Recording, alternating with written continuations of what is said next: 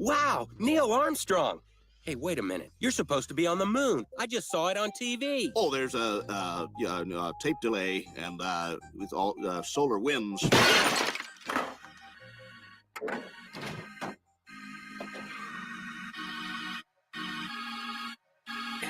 Productions. Nobody that I know of in my field uses the so-called scientific method. In our field, it's by the seat of your pants. It's leaps of logic. It's guesswork.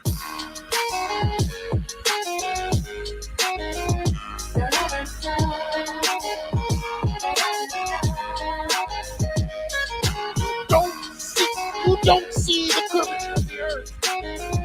That stuff is flat. GLOBEBUSTERS taking up bye moon man and rubber. NASA's so mediocre. Sorry, but your ball is dead. But your ball is GLOBEBUSTERs taking up. Gotta ride this roller coaster, but the truth is getting closer. Sorry, but your ball is dead. But your ball is. Get the shovel for the spice of a piecing up the puzzle. Need a burst your bubble. Evil gonna crumble, yeah. Sit down, be humble. Got the ball, you better fumble. You'll get mad, cause at this fight I'm about your uncle.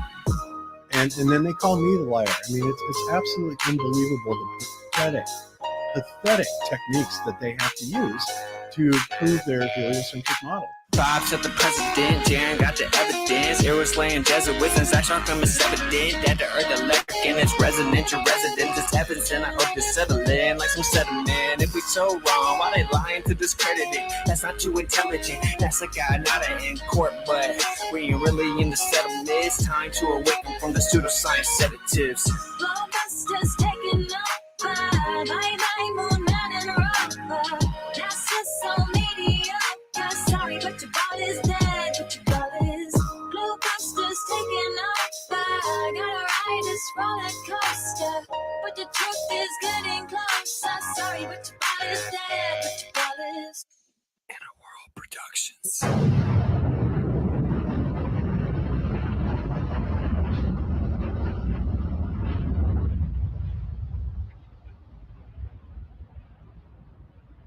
We accept the reality of the world with which we're presented. It's as simple as that. Hello, everybody, and welcome to another edition of GLOBEBUSTERS Tech. I'm your host, Zach Good Times for All, and today we're going to be talking about Rh negative. Let's talk about it. Now, this is a topic that the video we're going to show, it's not viewable in a lot of countries. This is some information that they really don't want getting out here because it kind of messes up their whole timeline of how things happened and, you know, how humans spread across the earth. And it's so apparent that they're doing it that it, you know, when Cammie showed me this video at first, it really just draws you in. It's like, well, why would they hide this? You know, why would they not want us to know this information? It's new information that it seems valid and legit, and you know it has all this testing done behind it, but yeah, there's a reason for it, and we're going to get into that. Now, this is probably going to be a multi-part video.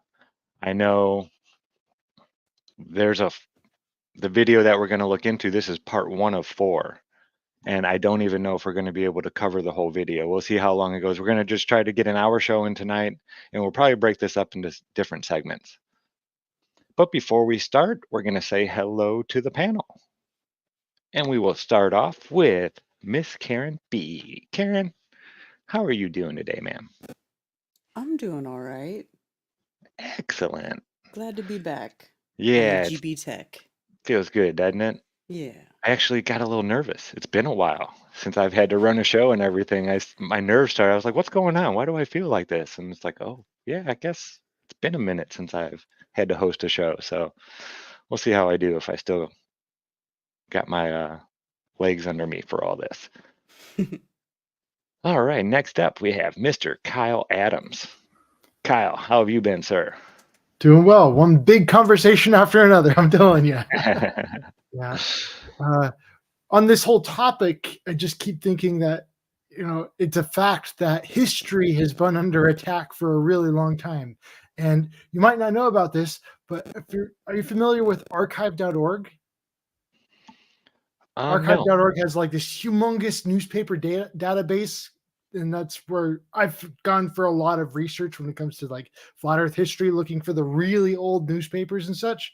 Okay, archive.org is also really famous for the Wayback Machine for when it comes to like websites and things like that. Anyways, archive.org just barely like experienced this massive cyber attack, shutting down like the entire website. I'm like, what? Oh, Yeah, no. and it's like primarily a historical website. Which, Yeah, I just like, heard of about all that. places, why would you want to cyber attack a nonprofit kind of website like that? You know what I mean? It's just really messed up. That's just Yeah, they want to erase the history. yeah. There's a lot there that is under attack. Yeah. All right. And last but definitely not least, we have Mrs. Cammie Nodell. Cammie, how are you doing this evening? I am oh, voice coming. I am doing good. It's good to be back. It has been longer than a moment. Karen, it's so good to be back on the show with you and Kyle and that. We've taken a bit of a break and a refresh, and one of the questions, I know that like during Oktoberfest and in general, number one topic is what's with the RH negatives. I get asked a lot for it because I've talked about it on shows before. I've talked about it on many shows before. And the thread that happens with these shows is they don't get copyright struck. They don't get anything. They just disappear out of thin air.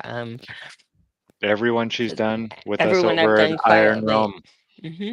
even Iron Realm, that doesn't get, a whole lot of traffic. Every time she talks about RH negatives, they don't get copyrights or anything like that. It just disappears and can no Wow. longer be seen. Yeah, No it's longer weird. be seen. Although So yeah. I'm sorry, but I just want to point out that it's not that you can't find RH negative content on YouTube, but the stuff that is there is like the hokey kind of.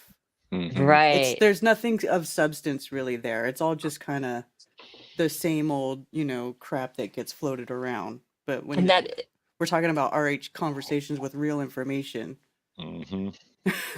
again, typically when you look up RH negatives on the YouTube and that, we get into the lizards, the elite, the Aryans, which they've demonized Aryan to mean white supremacist. When if you start deep delving, again, they've really have gone out of their way to confuse terms and rewrite history. So you say, what does this have to do with flat Earth? It has to do everything with flat Earth because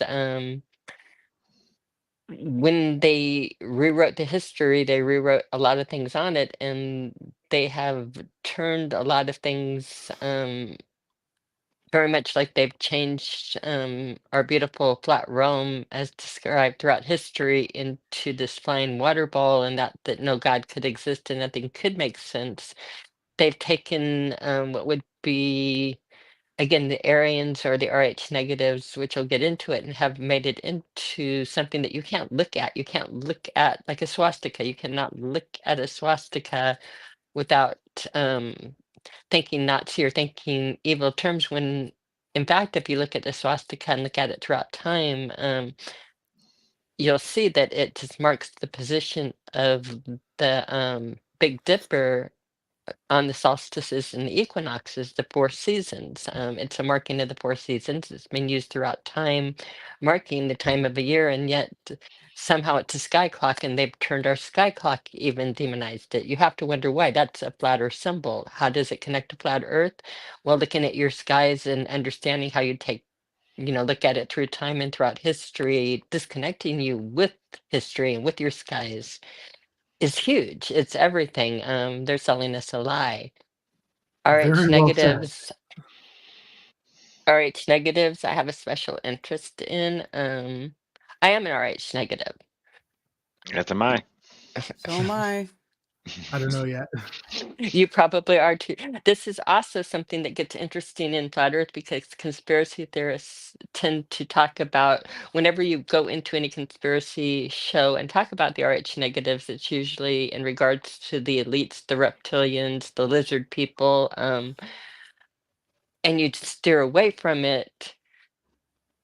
But Oh, I had people tell me early on when I said I was RH negative, like flat earthers go, "Oh, you're like the seed of Satan."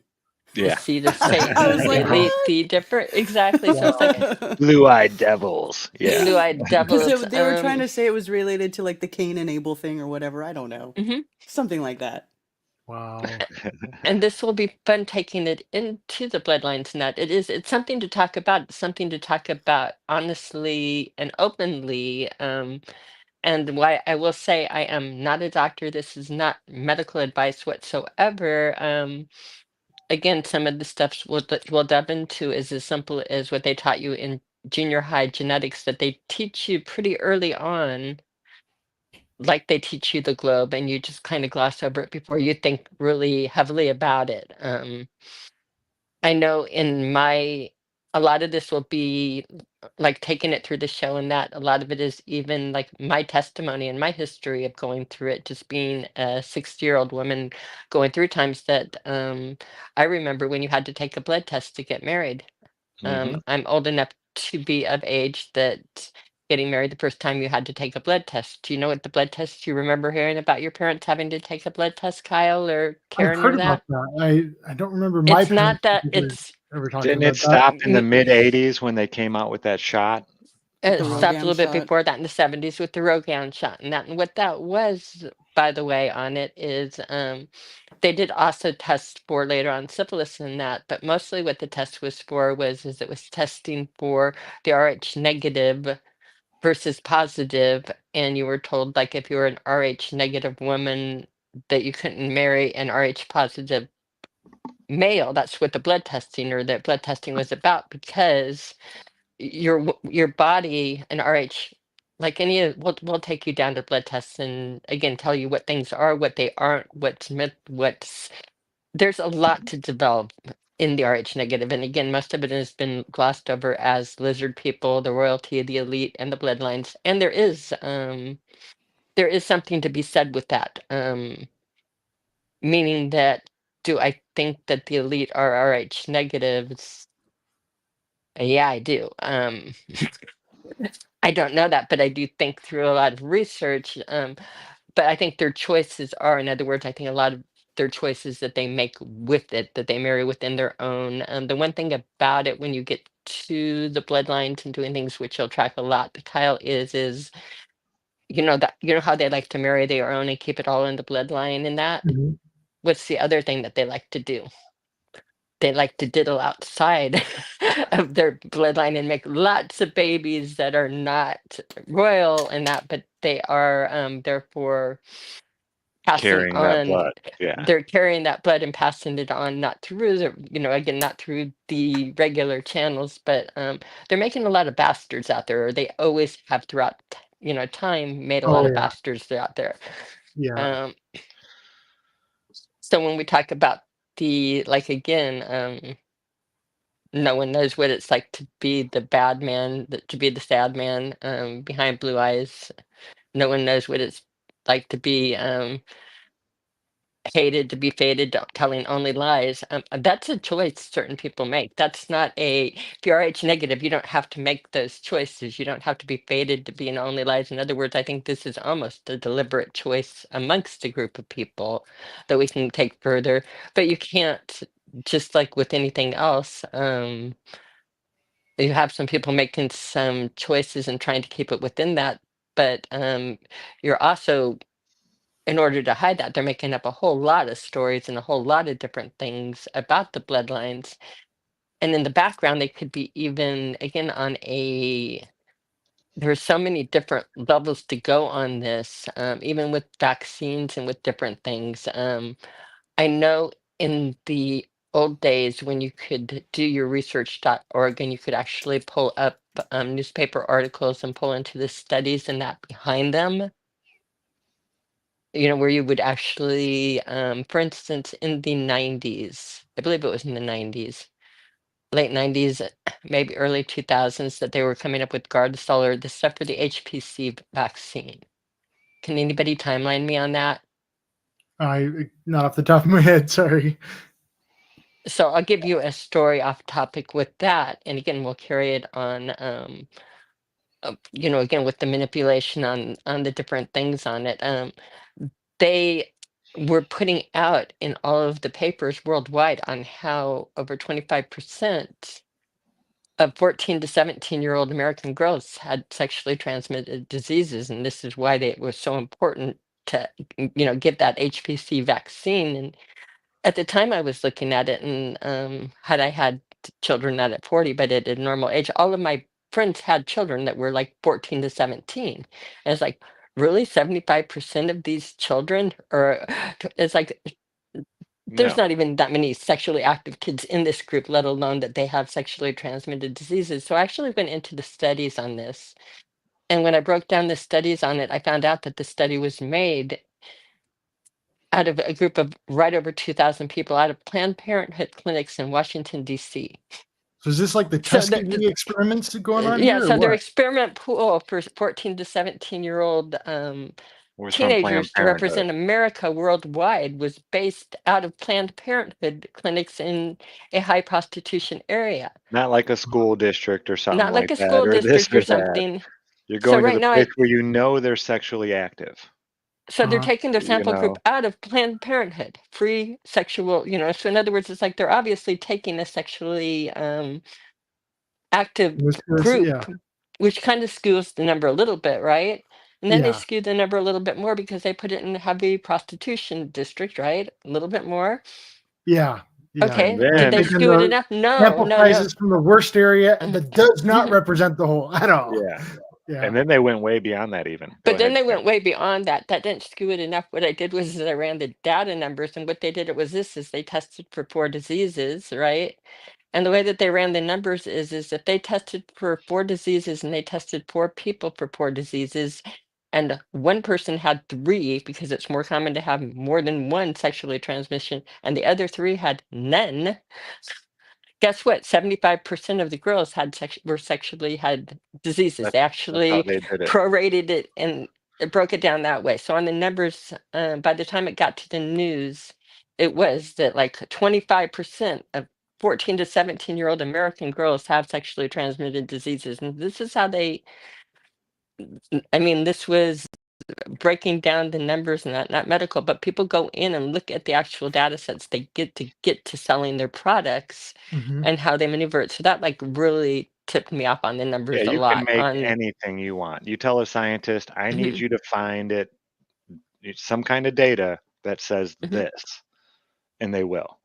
mhm, Even if They it means utterly fudging the numbers Yeah, entirely.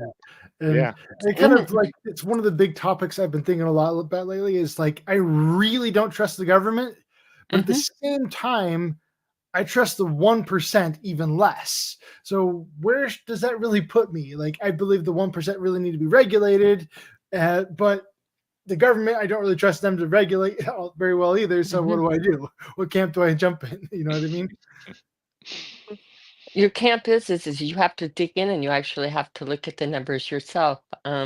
I know I was vested in looking at the numbers with autism, and that I do have a son, and he did react to a shot very badly, a vaccination shot very badly. It was a a horrendous experience that I don't wish on anybody, but it caused me to do a lot of research and to look in myself into the things. And because I'm good with spreadsheets and I was good at pulling data and doing spreadsheets, I took a lot of studies. One of the things I did take is I took a lot of studies on autism and blood types and that.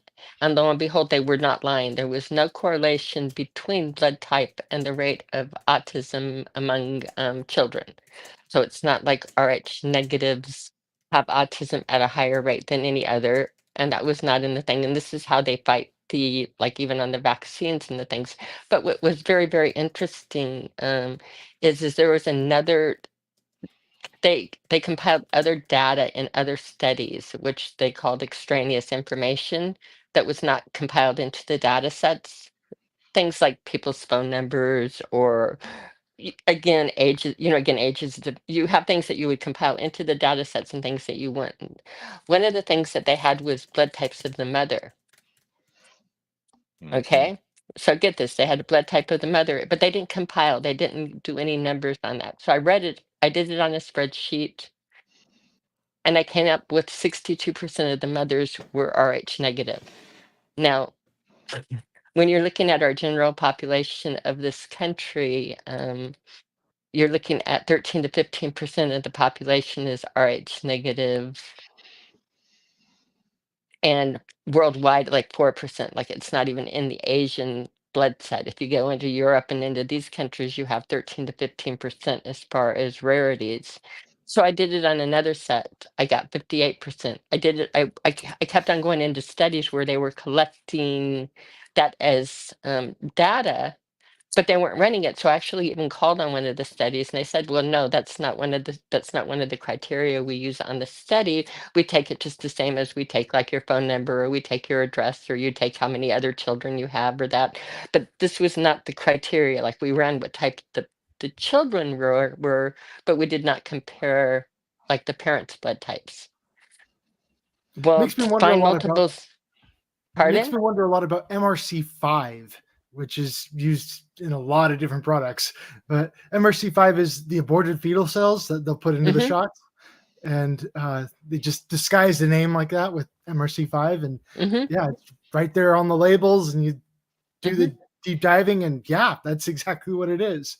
It's really shocking, and not enough people are really aware of that, and yet at the same time, like we have no idea about kind of what type of blood types that those Mm-hmm. aborted fetal aborted babies had. Mm-hmm. You know what I mean? And they're just kind of mixing that in with all kinds of people, and you don't know what that's going to do to you. So you get to thinking, well, what is a blood type? What is the mixing of it? Why are things compatible? What are blood brothers and blood sisters? What does this all mean? Why couldn't these women marry these men? What's all of this about? What does any of it have to do with lizard people and the elite? And what kind of and what the hell does any of it have to do with flat Earth? And actually, the dots all start connecting. In Just a kind of very, very focusing that picture. interesting way. Let you guys connect some of the dots on it. As far as the result studies on there, again, when I pulled them up, because to me, numbers that were when the lowest numbers were in the high 50s and your population is under 15%, that's not insignificant or an anomaly. That's statistically significant, would be how you've worked in the scientific community, Kyle. Would you call that a statistically significant number? That if you expect a population to be between 13 and 15%, and you show between like 52 and 60 some percent. So what it's saying is, and remember those ROGAM shots, these parents now, again, you can have children. I would like wonder, are they A, targeting our children, or B, are they targeting the money because you can't test for a recessive gene? Because it does seem like again, you just wonder where these anomalies come from and why somebody in a room in Denver can come up with these numbers off of pulling spreadsheets. I'm nobody. I'm nobody. You have to have people looking at these and seeing them. The scientists have to see. Somebody else had to have ran it into their spreadsheet. And Yeah. I want more Mhm. people to run it into their spreadsheets and look for these studies or the things out there. I think Well, or one of they the nice things, have, and they've just been told to be quiet, and you know, I've let- ran this one through my mind a million times as we even get into where they came from and where they're going, because this one ran through because I have a child that was injured, and like it's like why, like how or why, and the two things that came up, and I wouldn't mind other people and their things, but my thought processes were two things. Number one, when we start doing blood types and filtering in and out, you can't test for a negative. So if they didn't know what was happening, Kyle, you couldn't test like between the father and the mother and things like that. You would not be able to test for a positive negative combination that would express itself positive, right? So they would have to, in other words, you wouldn't be able to make herd mentality. You would not be able to, vaccines are based on herd mentality that you have to vaccinate the majority of people if they don't work, right? So if you ruled out all of the possible people that might be affected by it, you wouldn't be able to do herd. So that would be like a definite dent into them not wanting to look at it that way. But another way of looking at it is throughout history, what have they done to our firstborn or that? They've through all the biblical stories and that they go after the firstborn, and usually they go after with an Rh negative, they go after the firstborn because your firstborn is your strongest, and that as you have more children, you build up antibodies, your children after that are sickly. So it could also just be a chemical castration of their bastards. I mean, I'm just throwing things out there. I'm not a specialist. I'm not anything. But what would I mean, what would be, you can't go to the schools and say that nothing's wrong with the children. I go around children every day that are vaccinated and not vaccinated. In the highly gifted classrooms, by the way, the highly gifted classrooms, all of the children are on the meds for, in other words, they're all pretty much twice exceptional with the autism, and that it's almost like they've wired out our brightest children. They're all on Adderall or on different Hmm. things. Not as They a tried to doctor, put but me on that when I was in first grade because I was too messy. I Trying to didn't. cure you with poison. Yeah. Here, we're gonna try They and tried to fix put my this by first son. poisoning this, right? Yeah, I remember the school telling me that they were trying to recommend medication for my first son, and I was like, I ain't doing that. Yeah. That's what my And I mom was said. like No. highly offended that they felt that that it was even their place to suggest that. I was like, who the F are you? Yeah. Yeah. Yeah. So parents, a great mother, brightest, you need to challenge everything because again, you're brought up with like they say in the Truman Show, you're brought up thinking that, like, again, why would they lie? But it's become more than just a little bit obvious that they are lying, and so mhm.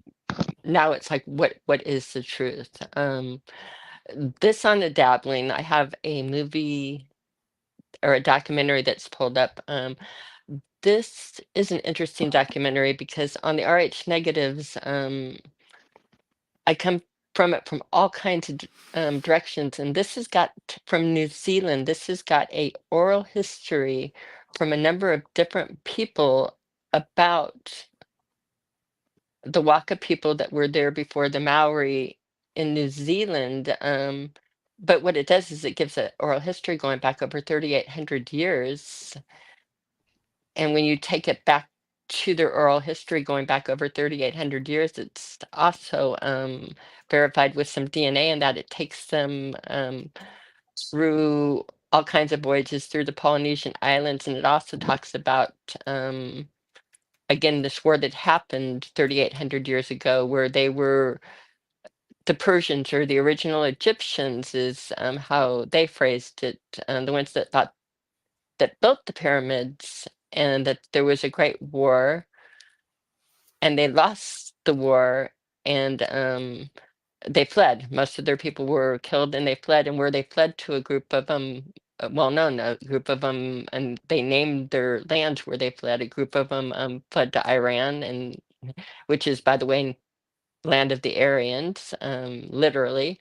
Ireland, which is literally land of the Aryans. Yeah, that shocked me when I found out that Ireland meant land of the Aryans.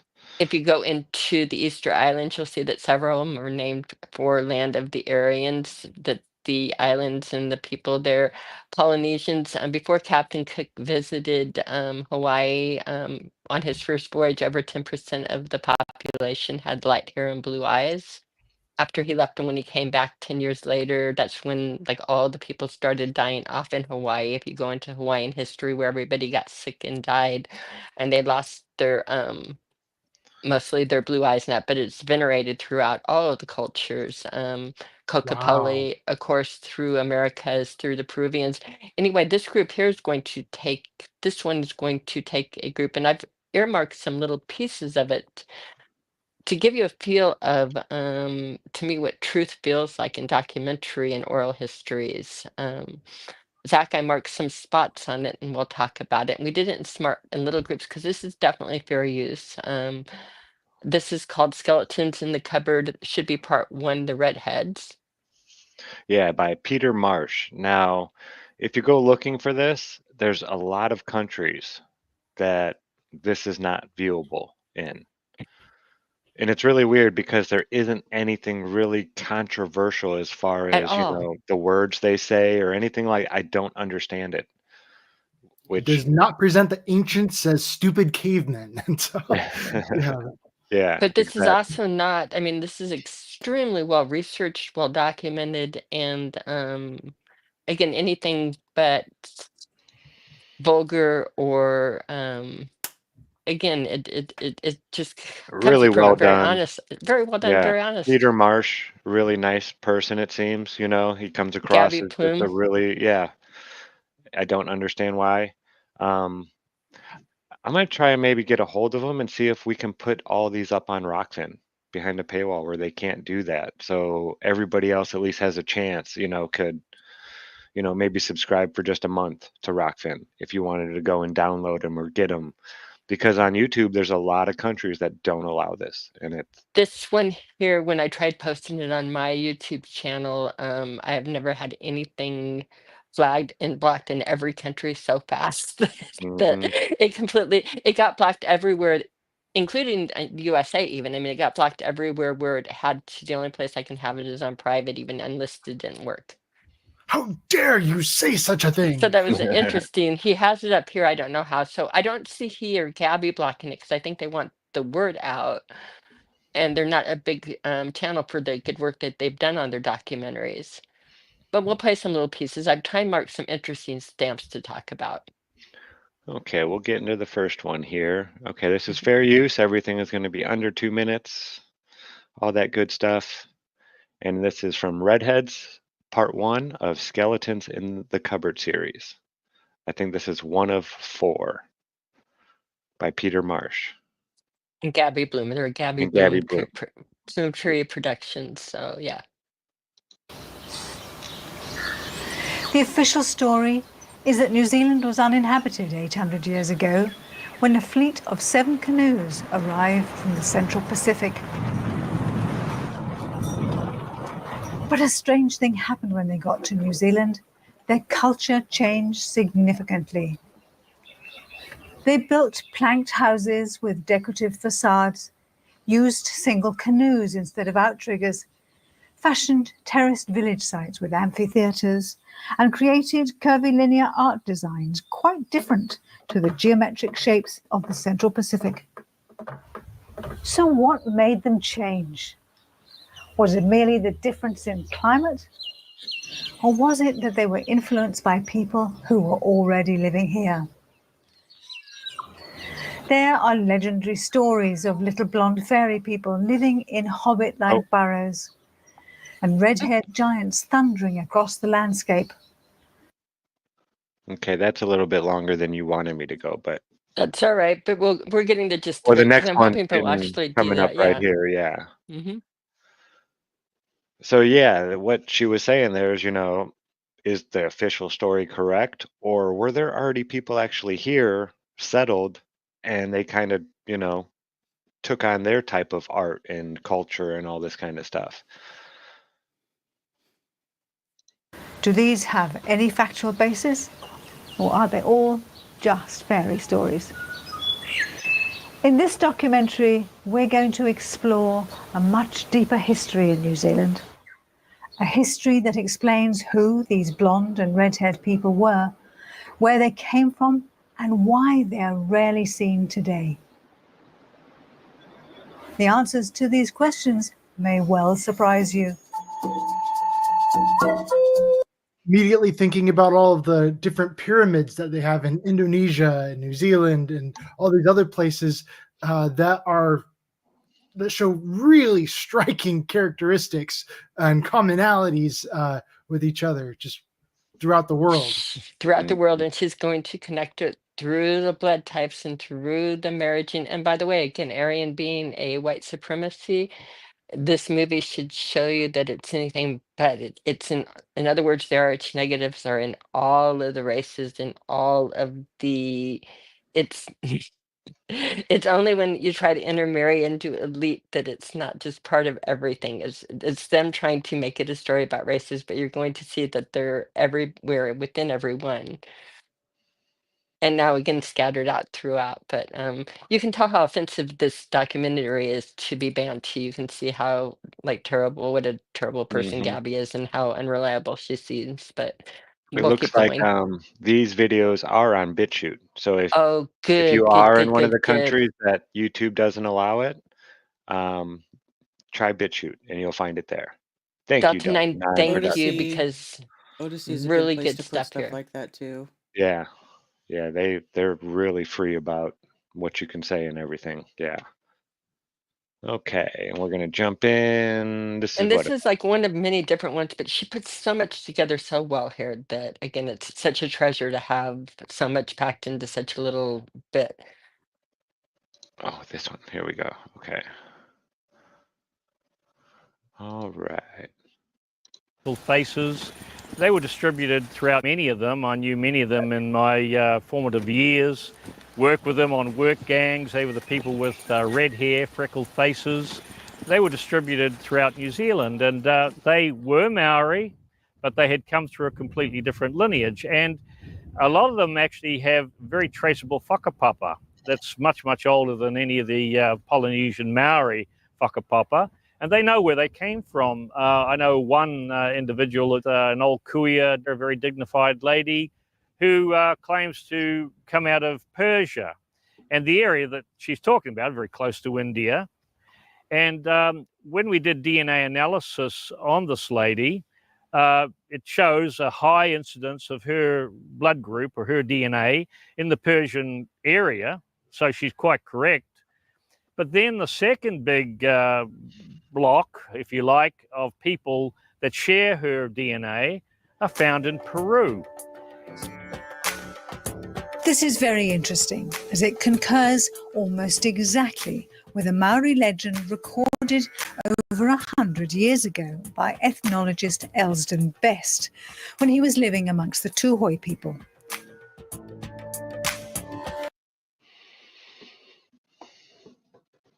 Okay. I know I want to play Yeah. this right here. I This know I one. want to play all of it, really. But right here should be marked more Maori tradition tells us. Yep, right here. Okay. The legend tells us that their ancestors in times long passed away, 165 generations or around 3,500 years ago, migrated from a hot country named India. The cause of this exodus was a disastrous war with the dark-skinned folk in which great numbers were slain. This war was recorded in the Indian epic known as the Mahabharata. You're also going The to legend stop a minute. continues on to In the timeline here, you're going to also find in the Egyptian timeline, again, where you're going to change races of the pharaohs and that in Egypt and that too, which is happening in this timeline. So again, you have to pay attention to the whole timeline and how it affects everything ties together. But keep going. to describe their voyages, which eventually took them into Polynesia. They crossed the oceans to Tafiti Roa, a long, skinny land believed to be Central America, and then on to Tafiti Nui, a very large land, South America. And from there, they ventured into the scattered isles of the Pacific.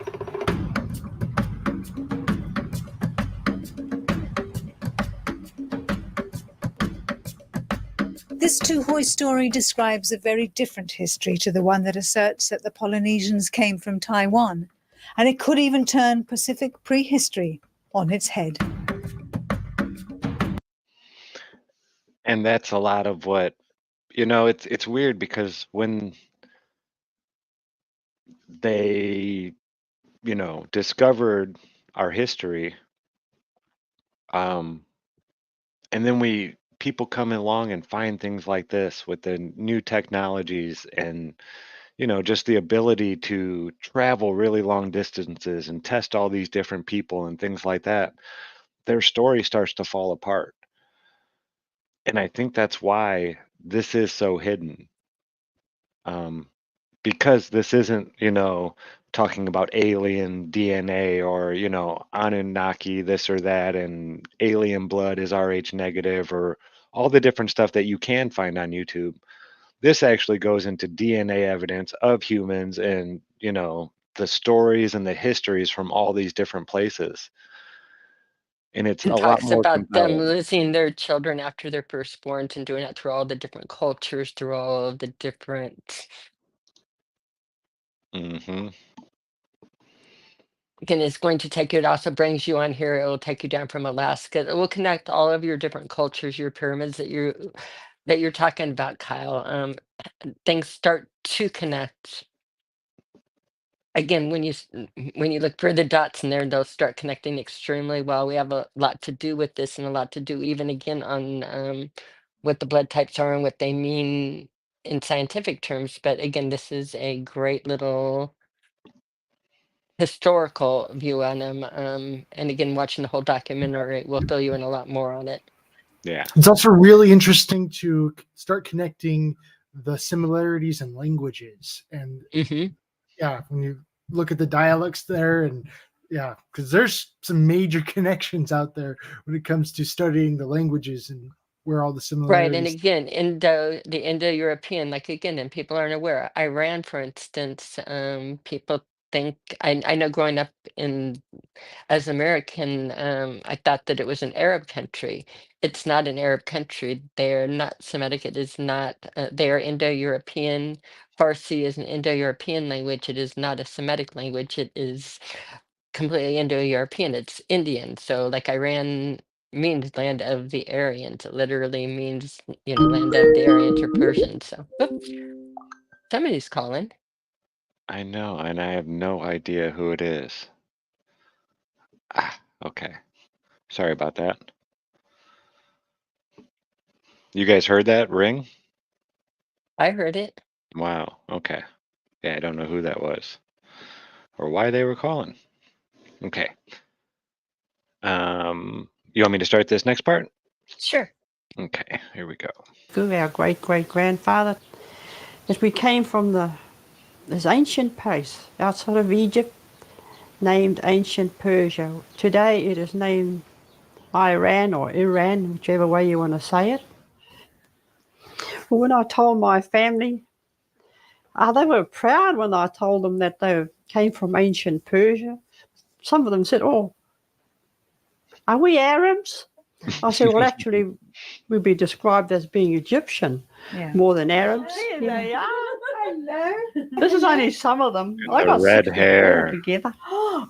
Yeah, that's grandchildren, greats, and great-greats. We're quite proud Pause of this a minute. Oh, we really. When you're looking at her and her grandchildren in this, if you're watching the documentary, you'll get to hear her. They told her that her entire history is myth, by the way.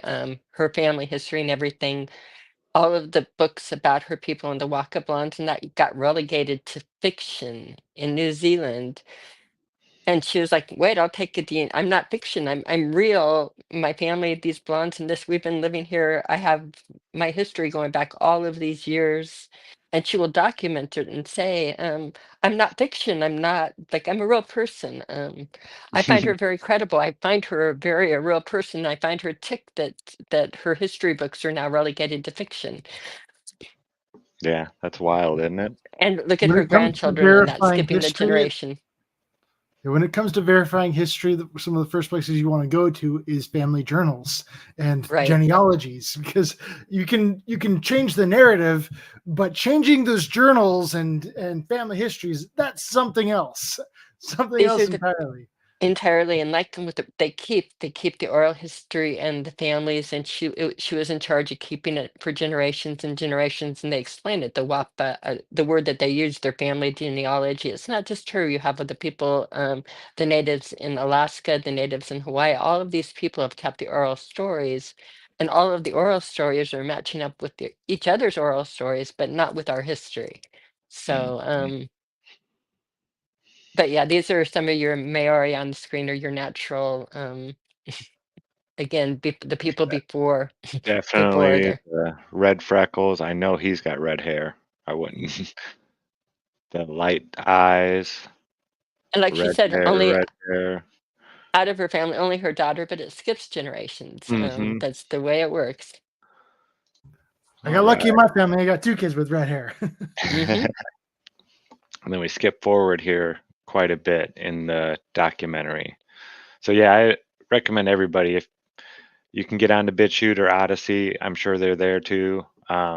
Just a great documentary. She's going to walk you through Easter Island, Peru, all of the different things, the way that the different pyramids and the buildings will connect. And again, we'll start to connect the RH negative bloodline with this. Again, watch the movie, can't help but connect it. And in Mhm. fact, on the second edition, they mentioned flat out that the reason that like the first were cherished and the second born is they're RH negative. These people had RH negative blood, and there were problems a lot of the times with losing the children afterwards. And yet the other countries, when they would marry into them, they liked taking the women, as their brides, the kings did, because the brides were fair and you're blonde and that you wanted the blood. So again, it was an interesting story that happens time and time again with the people. But we'll go ahead with this. Okay. 40, the crown ordered anyone that was with 40 were to be beheaded. So they headed back into the rugged parts of the Taurewa, and they were the last survivors. This picture of my grandmother, Te Oti Mihi-Terina, was one of the 5 survivors of the Taurewa forest in the year of 1860. Where the crown ordered everyone beheaded because they didn't belong there. The history didn't match. Wow, so they were even doing this back in 1860. Right. Now, and keep on this one. I want you to.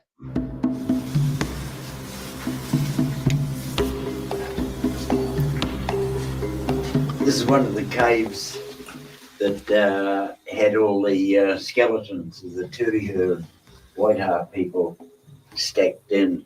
There's skeletons all around here. In 1861, Robinson's bone mill come up from Onehunga and gathered them all up, paid all the workers threepence a sack to grind up as bone dust fertiliser.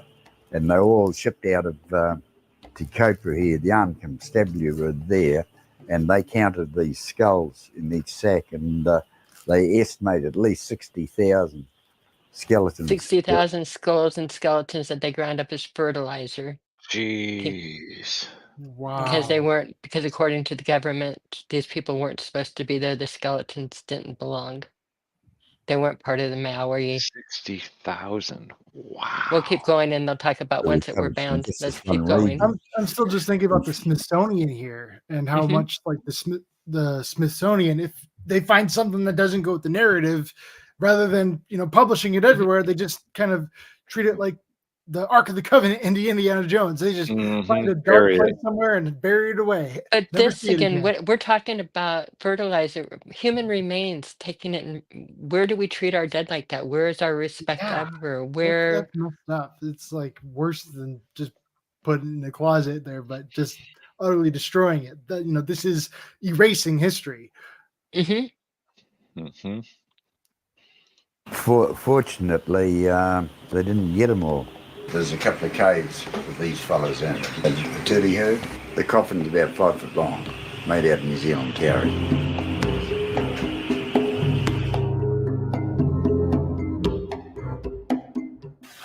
And do you have any of these skeletons? Oh, no.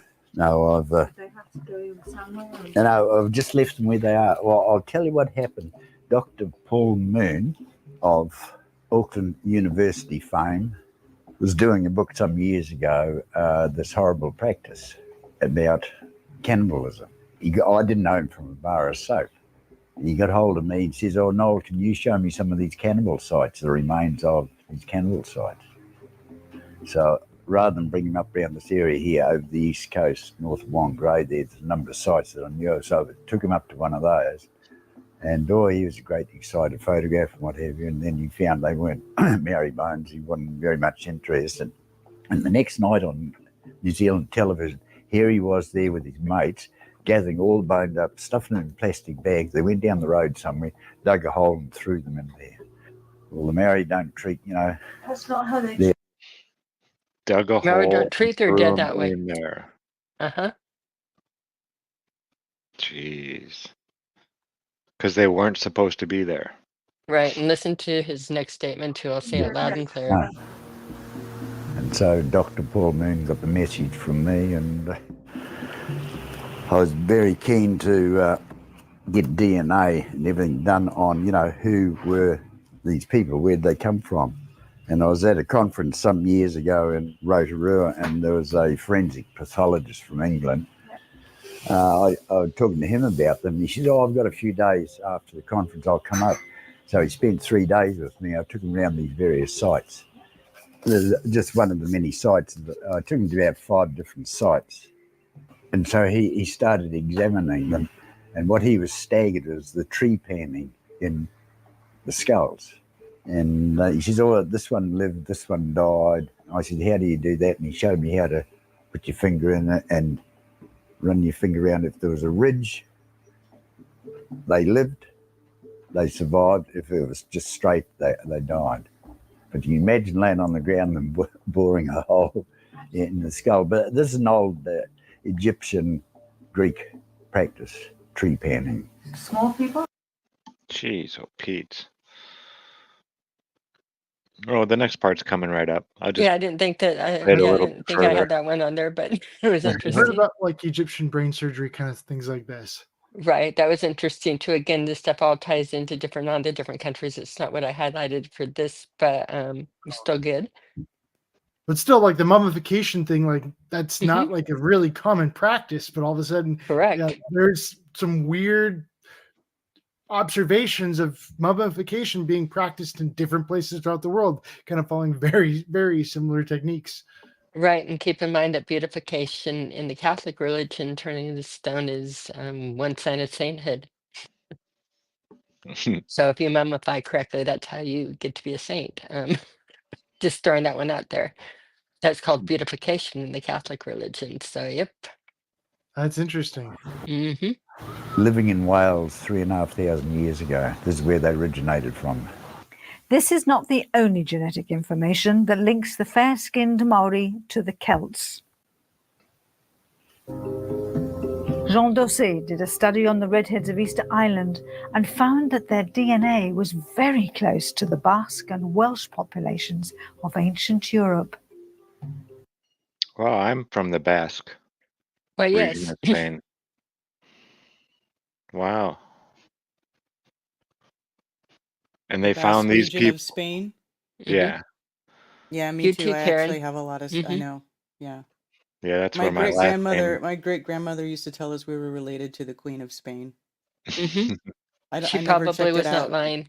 I never checked it out, but yeah, I'll have to look into that.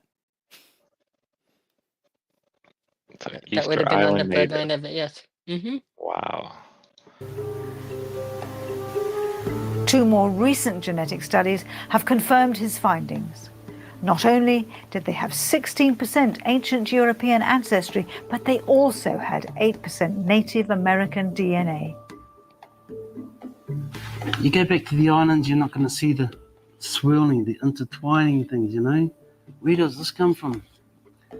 And it's like, man, I could translate that and make it look exactly like a Celtic pattern. Mm-hmm. You know, so we had to be influenced by peoples or surroundings that we're already here.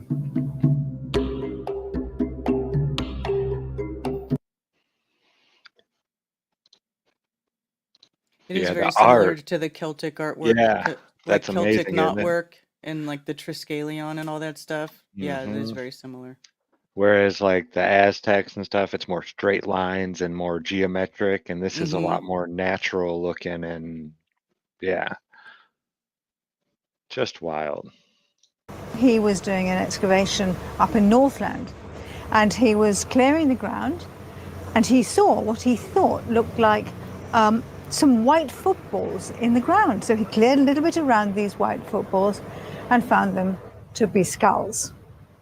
He didn't feel good about this at all, so he called the Auckland Museum, and there he was told by a person that there was absolutely nothing they could do at the museum because the local iwi or tribes had no interest in these skeletons because they were not of their era or of their clan.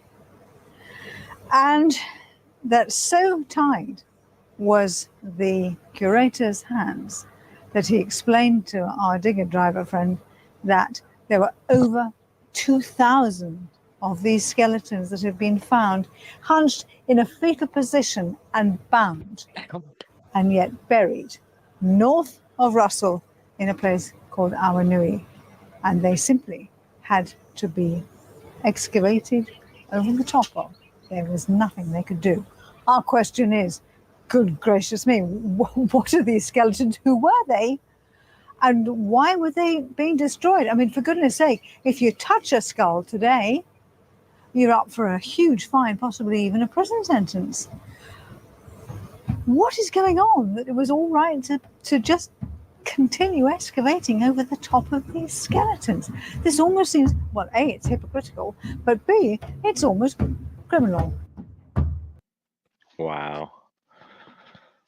So they just ignore the laws and stuff when it comes to these types of things. If it doesn't fit the narrative, laws don't worry, laws schmaws, cover it up, excavate over it. Yeah, I mean, when we find bones, it's like a sacred monument, at least for that time, until they can be removed properly and this and that and all kinds of stuff. Keep talking, I'll be right back. The preservation of history is an important thing. And when you come across history and things like, I mean, mass 2,000 people in a grave there, that's a lot that wasn't, Joe Schmo, one or two people and it doesn't match the history. You would think archaeologists would be like, oh, well, let's figure this out and discover what happened. New information brings new knowledge. But nope, if it doesn't fit the narrative here, damn the laws and all that kind of stuff. We'll just excavate over it and bury it like it never happened. It goes to show you that there's something here they don't want people seeing. They just don't. I mean, here, when they found bones of Indians and stuff like that, they would build like a preserve around it or whatever and turn it into like, a historical thing, the mounds and all that kind of stuff. When they find this kind of stuff, usually they don't just excavate over it. That's not how it's done. But when they don't want that information getting out, I guess, then If it's an inconvenient history and It's interesting how history is treated differently in different places. Like you go to Egypt and all of a sudden, like you barely touch a pyramid and that's huge no-no. You know what I mean? You've got to get through all kinds of red tape before you touch a pyramid or something like that, right? But all of a sudden you can go to other places and that's totally fine. You know what I mean? It's like nowhere near as like much red tape or anything like that. So yeah, that's fascinating. it's fascinating again that a lot of these dots that are like pretty obvious on the dots, when you look at, again, you look at the different pyramid constructions, you look at the different cultural things, you look at, again, the past, and now you can even follow the DNA, how mainstream is fighting against connecting it instead of going forward. And again, when you get into the arch negative, you're going to take it a whole nother level because of the fact that, again, when you get into RH negative and you go into the history, it's hard to. I haven't done any new age delving into the history. Like the delving I've done is thousands of years old, but everything is tainted right now by Aryan being connected with the Nazis and what they've tried to do with the terminology now that you can't look. In other words, you can't. Aryan now means white supremacist, and that was never. Again, they changed out the meanings and Right. things that it makes looking up history really difficult Yeah, like the because swastika. yeah, Same. they pooped Yeah, in our they punch bowl. demonize it. Yep. Mm-hmm. Things they They don't poop, want you to see, they demonize and make it they demonize taboo. or they make it So really ugly to look at, and they made this it's really, really occulted. occulted and hard to look at and disgusting to look at. When I think the beauty and a lot of the answers are there. And as far as tying into flat Earth, I think we'll see more and more of it. That we're going to learn that our blood types are. Again, not a doctor or anything else, but almost like the radio reception. Like I do believe we are receivers, and how we perceive things. I think that's part of it. But And yeah, this was just part one. We're going to mhm. be diving more into this topic. We'll probably touch on each of the videos of the Not so 4. much the videos on this series as much as touching on RH negatives in general and how the blood types, how you type yourself, because Mhm. people are very, very confused about blood types as a whole. What they've done is they taught you kind of sort of in 7th grade, 6th or 7th grade, 8th grade genetics, and then they shorthanded it to 2 digits, sometimes 3, AB negative or Okay, O well, we'll get into positive that or one. whatever. We'll get into all that Hmm. stuff next week, Right. But and they we'll made it we'll again. draw it out They and took the everything. And simple and they made the simple complex and again wrote in things of deception again where it would be very easy to look at if they didn't intentionally try to hide it. yeah. All right, folks, but that's going to do it for this week's show. I hope you Flat Earth enjoyed. biology and history. Yeah, yeah. Um, again, that video is Redheads Part 1 of Skeletons in the Cupboard series. If you don't have that available on YouTube, you can go over to BitChute or Odyssey, most likely. I'm sure it's there as well. But just a great documentary. And we just kind of scratched the surface of it. Cammie went and pulled out some parts that she really wanted to emphasize on, like where they came from and the history and the art, how it changed and all that kind of stuff. But yeah, I recommend to go watch it because it's just a great documentary series. I really enjoy art history and connecting the dots there. 'Cause Hmm. there's so much to be discovered there. Oh yeah, art tells so much about a culture, just the Mhm. way that they do it and everything. Yeah. And it I shows how wonder. different parts are all connected, you know. Absolutely, yeah.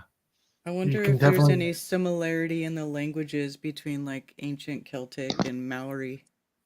That'd be cool to look into too. Yeah. That would be fun to do into the again.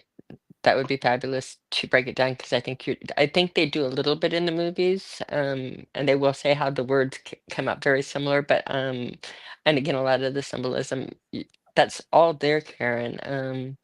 The deeper you look again, this is so occulted in a way, but the deeper you look again, it's actually a pretty story. Nice people in that, but again, why the lie right now, and again, why is this so demonized? And I think it's, if you guys don't mind, I'd love questions in the chat from people. And again, I get all of the time, what's with the RH negatives? What does it mean? I have so many people in the community that are paranoid because they're RH negative, and it's like, does that mean I'm a lizard? And no, no, it Yeah. doesn't mean that you're a lizard. It means that No, and it doesn't mean you're an alien. or that you're an alien. It simply means that like your body sees somebody with your body sees that protein, that positive protein, or however you want to call it, as something to attack, as a foreign agent. That's all, as far as that goes. But again, we can take it down further on the things. But yeah, it's not a lizard. It's none of the fun things like that, or none Yeah. of the mainstream conspiracies I can see. But again, there's definitely conspiracy to hide the actual, real, beautiful people behind it. So, But yeah, y'all we're get gonna on going dive there. a lot more into this. We'll dive into it next week, and we'll be talking a lot more about the blood types and things like that. But this was just kind of to show how, there were certain areas where a lot of these people traveled vast distances, just, you know, things we thought were not possible thousands of years ago to do, traverse oceans and stuff like that. And apparently they did, you know. 3,800 years ago, they were navigating pretty good and keeping good history of where they were and drawing the coastlines. And again, we can look at the old maps and that And their too. oral history is still here. It's not like this is, people are finding ancient documents, and this is stuff that's been passed down from generation to 136 generations. This Yeah, has been passed down. historians are telling you over and over again, they just didn't have boats that were capable of such long distances. And no, come on. Well, they did. Yeah. And again, yet we built all of these cities, these structures, these towns. We had better technology. We did have wars, and I don't know why they don't figure out that a lot of the hunter-gatherer tools are things that people are going to always be forced to make if you're forced to flee. But obviously, our technology was exquisite because you can look at some of the ruins, and I don't know. I think most of our ruins are even. I mean, some of our older, the Taj Mahal, I think, is really unmatched as far as beauty. Even again for newer buildings versus older buildings, without even going, ancient. I don't see it as any more evolved. In fact, I see us building tall structures filled with glass. I don't see what we're doing standing the test of time near as well as what our predecessors did. Um, Yeah. just my opinion. I think that's by design. We can barely get a road to last a year, right? Yeah. Well, now everything's built to code. It's not built to last. Yeah. It's built to code. Yeah. And Well, what is alrighty, the code on a light bulb? It can only last how many hours before it needs to go no out? more Else you than get fined. Yeah, 2,000. that's right. Yeah, you can't make a light bulb that lasts more than 2,000 hours. You can, but you won't be able to produce it and sell it. They just won't allow You it. get fined so much. You get fined a lot. But that's going to do it for this evening, folks. We will be back again next Thursday. Yeah, this was Good a fun brain one. candy. Yeah, good start back up, I think. Yeah, I enjoyed absolutely. this one. Really good to be back. Yeah, missed you guys. Yeah. But alrighty, we'll go around. And Kyle, do you got anything coming up this week? Oh, I've got all kinds of stuff coming up. Yeah, I've been doing a lot of shorts lately, especially on Facebook. I've noticed that. Yeah. I noticed that the whole Facebook thing is nowhere near as shadow banned as YouTube is right now. You share something on YouTube and you maybe get one of their shorts, maybe get like 50 hits, and then all of a sudden you go over to Facebook, and even though I have like fewer followers on Facebook, I'm getting like 500 hits. Like, interesting. Heck yeah. 500, 2,000 of like, wow, that's something. So yeah, keep it up, man. Yeah, YouTube's the worst for They are. censorship. I'm really seeing that, and so kind of exploring, because that's an important thing, is just finding ways to get the information out there. And yeah. All righty. And Miss Karen B, we'll be having our scripture study this Saturday. Yes, I believe Excellent. so. Yeah.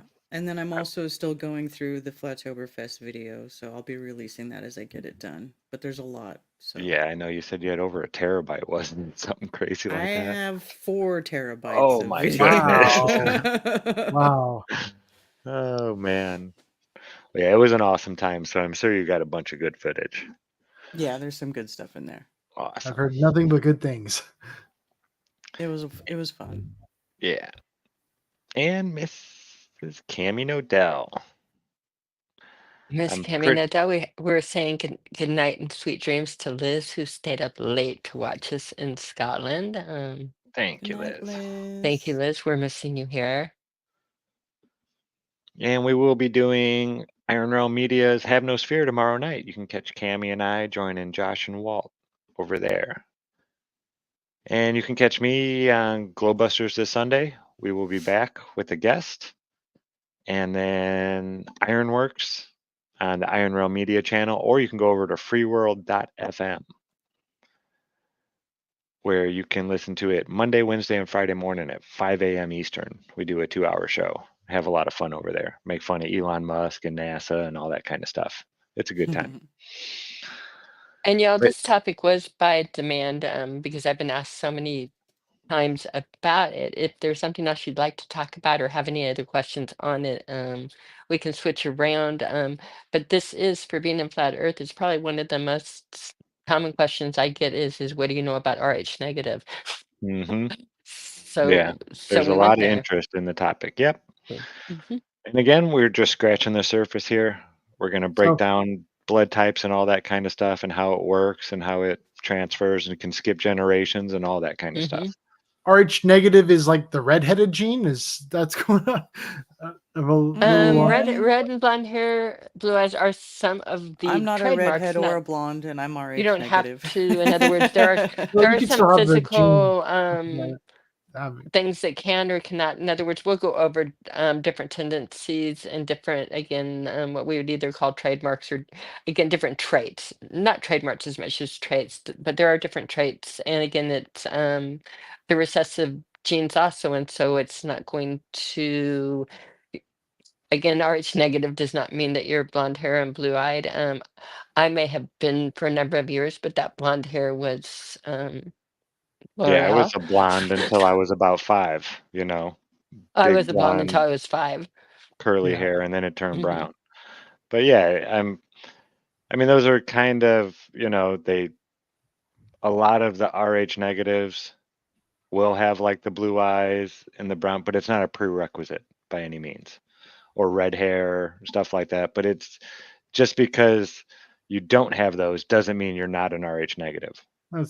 We have a lot of recessive genes in us, and so Yes. we Correct, carry a correct. lot of our ancestors in Mhm. us, and it doesn't all show. hmm But that's going to do it for the show, folks. Thank you so much for hanging out with us. We will start up part 2 next week. Remember, be good to each other. Don't lie to each other. Open your mind because there's truth inside. Peace out, everyone. Peace. Later. Night, y'all. Night.